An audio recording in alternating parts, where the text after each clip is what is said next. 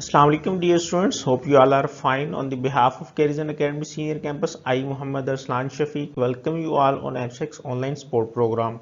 This is lecture 4 of class 10th and the topic of our today discussion is algorithm. In this video we will discuss what is algorithm, role of the algorithm in problem solving, measuring efficiency of an algorithm, how to write an algorithm, and finally we see the problems that how to write the algorithm of some problem. Firstly, we see that what is algorithm? Algorithm is basically a method or procedure or techniques or plan. It is basically a step-by-step method or procedure to solve any problem. It defines a sequence of operations which we follow to solve a problem. Everything or every work that we do in our daily life have some procedure. We can better understand it with the help of an example. For example, making a cup of tea is our a daily routine or a daily work procedure.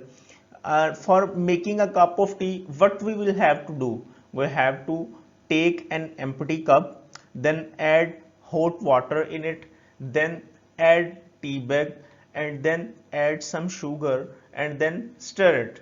It's mean that the following these 5 steps we make a cup of tea. In 5 steps को follow किया हमने और ये जो 5 steps मैंने लिख दिए कि ये इस तरह और इस तरह करते हुए हम इस काम को सरंजाम दे सकते हैं और हम कर सकते हैं। इस चीज को हम एल्गोरिदम कहते हैं और ये एल्गोरिदम लिखना बिल्कुल इसी तरह आसान है। It is very easy to write an algorithm. जिस तरह हमने इस कप का making a cup of tea और चाय बनाने का जो है वो एल्गोरिदम लिखा है, प्रोसीजर लिखा है, बिल्कुल इसी तरह तमाम के तमाम प्रोग्रामिंग लैंग्वेजेस का और तमाम कोडिंग का जो भी आपकी प्रॉब्लम है जो सॉल्व करनी है उसका एल्गोरिदम लिखना बिल्कुल इसी तरह बहुत आसान है। Now we see role of algorithm in problem solving.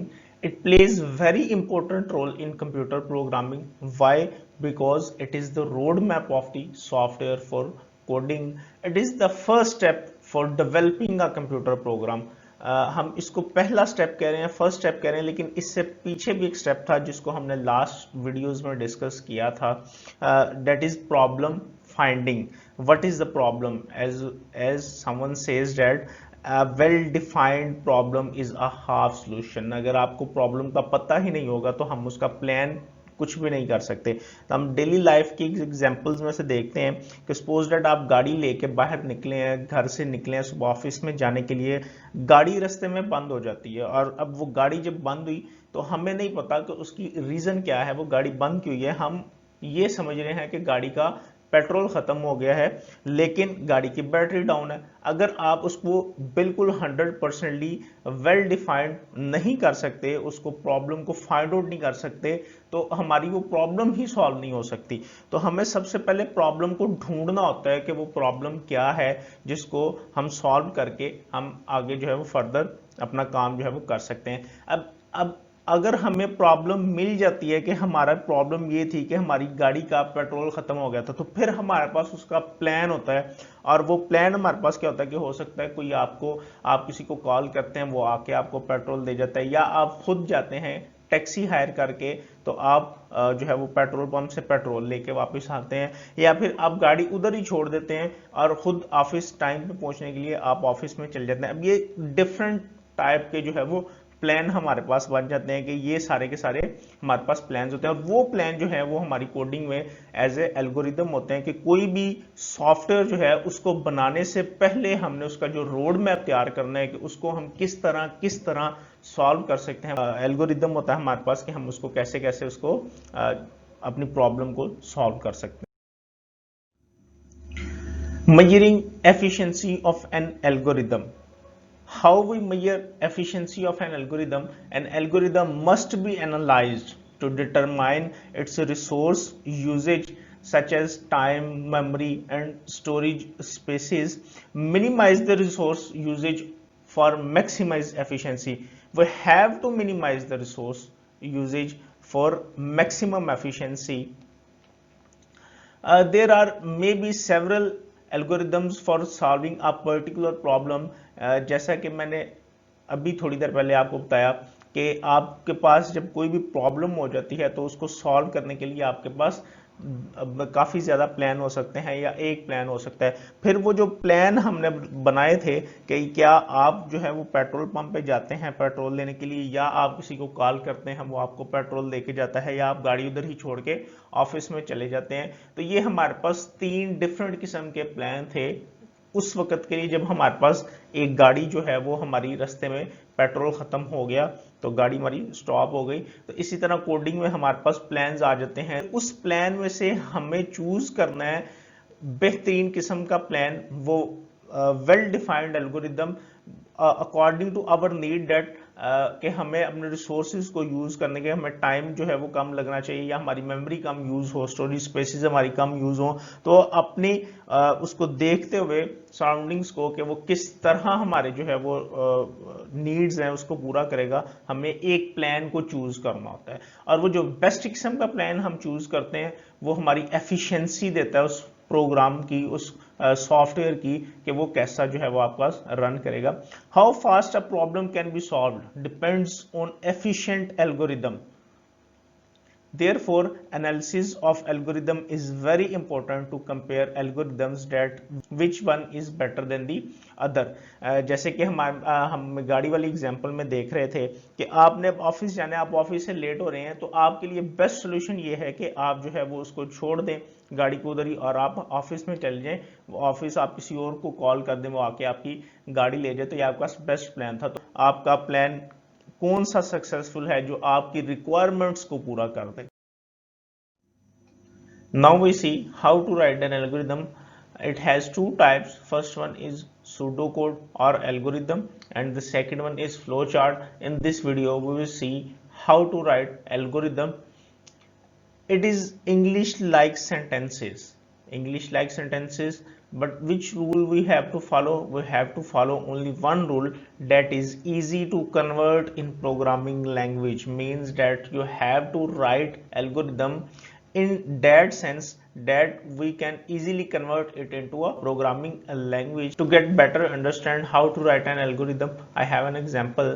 Find the product of two numbers. दो नंबर्स का प्रोडक्ट कैसे फाइंड करेंगे, उसका एल्गोरिदम हम अगर कंप्यूटर में लिखना हो तो हम किस तरह लिखेंगे। अभी आप देखें कि हमें दो नंबर्स का प्रोडक्ट फाइंड करना है, तो सबसे पहले हमें वो दो नंबर जो हैं वो यूजर से लेने पड़ेंगे, इनपुट करवाने पड़ेंगे। तो हम क्या करते हैं, इनपुट नंबर 1, एक फर्स्ट नंबर जो है वो इसको हमने इनपुट करवाया। Then on the second step we have to write input number 2, हमने दूसरा नंबर जो है वो उसको इनपुट करवाया यूजर से। और थर्ड स्टेप में हम क्या करते हैं, हमें फाइंड करना था इस प्रोडक्ट को, तो हम प्रोडक्ट को फाइंड करते हैं num1 मल्टीप्लाई बाय num2 और इसकी वैल्यू जो है वो इज इक्वल टू x में रखवा दी। ये थर्ड स्टेप में देखें हमने मैथमेटिकल फार्मूला टाइप यूज करते हुए उसको लिखा, इसको इजी है कन्वर्ट करना प्रोग्रामिंग लैंग्वेज में। फोर्थ स्टेप में हमने वो जैसे ही फाइंड कर लिया प्रोडक्ट, हमें उसको आउटपुट भी तो दिखाना है, उसको स्क्रीन पे शो कराना है, तो आउटपुट कर दिया x को। तो यहाँ पे हमारा ये एल्गोरिदम कंप्लीट हो गया किसी भी दो नंबर्स का प्रोडक्ट फाइंड करने के लिए। देखा आपने ये कितना आसान है। Now we see some examples from our book. Problem 1, find the sum, product and average of 5 given numbers. We have to plan the solution, that how our solution is work. इसके लिए आपको अपनी स्टेटमेंट को अच्छे तरीके से पढ़ना है। आप देखें आपको यहाँ पे कुछ इनपुट रिक्वायर्ड है, कुछ आउटपुट जो है वो चाहिए हमें। तो इनपुट में हमारे पास यहाँ पे 5 गिवन नंबर्स हैं, तो first we write input 5 given numbers. Then we see that in output we have sum, product and average. हमें इन तीन चीज़ों की जो है वो आउटपुट भी शो करनी है। तो आउटपुट में, रिक्वायर्ड आउटपुट में हमारे पास आ जाएगा sum, product and average of 5 numbers. अब इस सम को, प्रोडक्ट और एवरेज को फाइंड करने के लिए आप क्या करेंगे, आप किस तरह उसको जो है वो सॉल्व करेंगे। उसके लिए हमारे पास प्रोसेसिंग है कि हम एडिशन करेंगे, मल्टीप्लिकेशन करेंगे, डिवीजन करेंगे, तो हम अपना जो प्रॉब्लम है अपनी उसको सॉल्व कर सकते हैं। एल्गोरिथम इसका लिखते हैं। Step 1 start, let the 5 numbers be a is equal to 2, b is equal to 5, c is equal to 8, d is equal to 4 and e is equal to 12. See here, उसने 5 given numbers आपको कहा था, 5 number, ये नहीं कहा कि आपने वो यूजर से लेने, अगर तो वो यूजर से लेने होते तो मैं यहाँ पे ये 5 के 5 नंबर जो है वो इनपुट करवाता यूजर से। तो हमें क्या करना है, 5 गिवन नंबर जो है, 5 गिवन नंबर्स थे आपके पास, आपने उन गिवन नंबर्स को सॉल्व करना, और वो गिवन नंबर में भी आपके पास 2, 5, 8, 4 और 12 हो सकते हैं, या डिफरेंट भी हो सकते हैं, ये हमने खुद से सपोज किए हुए हैं। तो सबसे पहले इनपुट था 5 गिवन नंबर्स, तो वो 5 गिवन नंबर्स जो है वो इनपुट हमने जो है वो ले लिए। स्टेप 2 में फाइंड द सम, हमें आउटपुट में सम फाइंड करना था, तो सम हम किस तरह फाइंड करेंगे, 5 नंबर्स थे तो 5 नंबर्स का हम सम कैसे फाइंड करते हैं, sum is equal to a plus B plus C plus D plus E, mathematical form में उसको लिख दिया। सम हमने फाइंड कर लिया, सम फाइंड करने के बाद हमें क्या फाइंड आउट करना था, प्रोडक्ट फाइंड। प्रोडक्ट देखें हम कैसे फाइंड आउट करते हैं, find the product, product is equal to A asterisk B asterisk C asterisk D asterisk A. Computer में मल्टीप्लीकेशन के लिए हम जो है वो स्टेरिक का सिंबल जो है वो यूज करते हैं, और ये शॉर्टकट फॉर्म हमने प्रोड रखी है इसके लिए, प्रोडक्ट को फाइंड करने के लिए। प्रोडक्ट हमने फाइंड कर लिया, अब एवरेज जो है वो हमने फाइंड आउट करनी है। एवरेज किस तरह फाइंड आउट करते हैं, अभी आपको इसको देखना पड़ेगा मैथमेटिक्स में। पहले मैथमेटिक्स में हम लोग एवरेज फाइंड करते हैं, sum divided by total number of terms. तो स्टेप 4 में हम फाइंड करते हैं average, AVG is equal to sum divided by number of terms. तो हमारे पास 5 नंबर्स थे, 5 नंबर्स की एवरेज जो है वो हम फाइंड आउट कर रहे हैं, तो हम लोगों ने जो है वो एवरेज भी फाइंड आउट कर ली स्टेप 4 पे। Then we have to output sum product and average, output भी हो गया, हमारा प्लान खत्म, यहाँ पे हमारा एल्गोरिदम खत्म। तो लास्ट में आपको स्टॉप लिखना है कि ये बताएगा कि यहाँ पे आपका जो एल्गोरिदम है वो खत्म हो गया। Now there is another example, problem number 2, find the largest of 3 unequal numbers. Here 3 unequal numbers that we input and find the largest one. Which one is largest? We have to find it. For this, planning the solution, input 3 unequal numbers. Required output is the largest of 3 numbers, and the processing that we do is we have to comparison of each number with the other two one by one to find the largest one number. This is the algorithm. Step 1, we have to start it. Let the 3 numbers be a is equal to 10, b is equal to 20 and c is equal to 30. तो ये 3 numbers जो हैं वो हमने ले लिए हैं, a, b और c। ये अनइक्वल नंबर्स हैं तीनों, और इन तीनों में से हमने चेक करना है प्रोग्रामिंग के जरिए, एल्गोरिदम के जरिए, कि इनमें सबसे बड़ा वाला नंबर जो है वो कौन सा है। स्टेप 2 में check if a is the largest number, तो a को हम जो है वो चेक करेंगे ये लार्जेस्ट नंबर है कि नहीं है। तो उसके लिए हम कंडीशंस यूज करते हैं, जैसे कि रूल्स जो है वो हमने पढ़े थे एल्गोरिदम के लिए, तो आपने बिल्कुल उसी तरह एल्गोरिदम लिखना है कि आपको कोडिंग लिखने के लिए उसमें आसानी हो। तो हम उसके लिए यहाँ पे कुछ कीवर्ड्स यूज करते हैं, like if a is greater than b, कि अगर आपके पास a जो है वो इस b वाले नंबर से बड़ा है, and a is greater than c, और यही a वाला नंबर इस c वाले से भी बड़ा है, यानी कि हमने इस a का कंपैरिजन किया b के साथ और c के साथ, कि a वाला नंबर b से भी बड़ा है और a वाला नंबर अगर c से भी बड़ा है, then the largest one is equal to a। तो जो लार्जेस्ट नंबर है वो आपके पास फिर कौन सा होगा, a वाला नंबर होगा, कि अगर a b से भी बड़ा है, c से भी बड़ा है, तो लार्जेस्ट आपके पास a वाला नंबर होगा। अदरवाइज अगर ये a हमारे पास लार्जेस्ट नंबर नहीं है तो फिर क्या हो, अदरवाइज गो टू स्टेप 4। तो स्टेप 4 में आ जाए, तो स्टेप 4 में देखेंगे कि वो b वाला लार्जेस्ट नंबर है, और अगर ये लार्जेस्ट नंबर a है तो फिर हमें b और c वाले नंबर्स को चेक करने की जरूरत नहीं है, फिर ये अदरवाइज के बाद वाला नहीं चलेगा, फिर वो स्टेप 3 में आ जाएगा। और स्टेप 3 में कह रहे हैं जी गो टू स्टेप 7। तो 7 स्टेप पे जाएंगे तो हम क्या करेंगे, यहाँ पे आउटपुट लार्जेस्ट कर देंगे। अगर हमारे पास a वाला ही लार्जेस्ट नंबर है तो सिर्फ स्टेप 2 हमारे पास रन होगा, और उसके बाद डायरेक्ट ये स्टेप 7 पे आ जाएगा। स्टेप 3, 4, 5 एंड 6 जो है इसको वो स्किप कर देगा।